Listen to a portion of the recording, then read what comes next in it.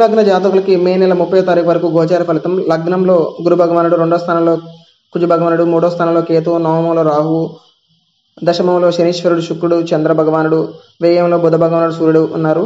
ఈ యొక్క కాంబినేషన్లో చూసుకున్నట్లయితే లగ్నంలో గురు భగవానుడు రావటం వల్ల వీరికి కొంతవరకు వృత్తిపరమైనటువంటి విషయాల్లో కానీ వైవాహిక జీవితం సంబంధించిన విషయాల్లో కొంతవరకు స్ట్రెస్ అనేటువంటిది రావడం జరుగుతుంది. కొంత వెయిట్ గెయిన్ అనేటువంటి అవకాశం చూపిస్తూ ఉంది. ఆరోగ్యపరమైనటువంటి చిన్న చిన్న ఇబ్బందులు కనిపిస్తున్నాయి. ఎవరికైతే గురు దశ కంప్లీట్ కాలేదో వారు గురు భగవానుడికి పరిహారం చేసుకోండి, సరిపోతుంది. అదేవిధంగా కుటుంబ సంబంధించిన విషయాల్లో కూడా కొంతవరకు చిన్న చిన్న చిక్కులు చూపిస్తున్నాయి. లిక్విడ్ క్యాష్ పరమైనటువంటి ఇబ్బందులు కొంతవరకు ఎదురుచూపులు చూపిస్తున్నాయి. అదేవిధంగా ధైర్య సాహసాలు కోల్పోవడం జరుగుతుంది.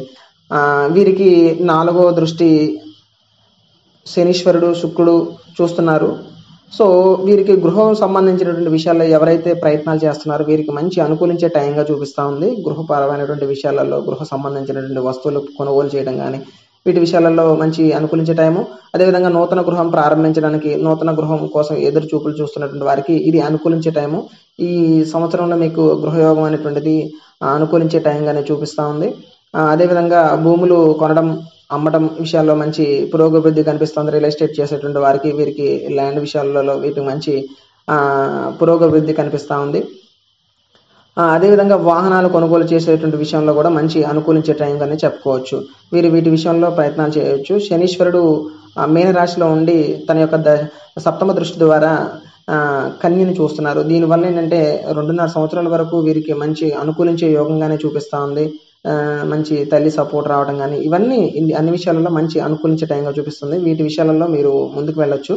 అదేవిధంగా పంచమాన్ని గురు భగవానుడు చూస్తున్నాడు. కొంచెం సంతాన విషయంలో కొద్దిగా జాగ్రత్తలు తీసుకోవాల్సి వస్తుంది. అదేవిధంగా కుజ భగవానుడు కూడా 4వ దృష్టిలో పంచమాన్ని చూస్తున్నాడు. కొంచెం ఆలోచన విధంగా కొంచెం రాంగ్ డెసిషన్ తీసుకునేటువంటి అవకాశం చూపిస్తూ ఉంది. కొంచెం జాగ్రత్తగా ఆలోచనలు తీసుకోవడం, సంతాన విషయంలో కొంతవరకు ర్యాంకుల విషయంలో కూడా కొంచెం స్టడీస్ విషయంలో చూసుకోవాల్సి వస్తుంది.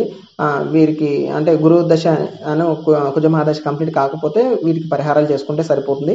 అదేవిధంగా 6వ స్థానాన్ని మన బుధ భగవానుడు అండ్ సూర్య భగవానుడు ఇద్దరు చూస్తున్నారు. దీనివల్ల కొంతవరకు అప్పుల నుంచి బయటకు వచ్చేటువంటి అవకాశం చూపిస్తూ ఉంది. సో వీటి విషయాల నుంచి బయటకు వచ్చేస్తారు.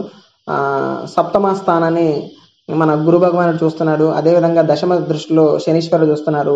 వివాహ సంబంధించినటువంటి విషయాలలో ఎవరైతే ప్రయత్నాలు చేస్తున్నారో కొంతవరకు ఒడిదుడుకులు ఏర్పడినా కానీ వివాహ విషయాలలో అనుకూలించే టైంగానే చూపిస్తుంది. పార్ట్నర్షిప్ విషయాలలో మాత్రం కొంతవరకు భేదాభిప్రాయాలు ఉన్నా కానీ కలిసే ఉంటారు. అన్ని విషయాలలో బాగానే ఉంటుంది.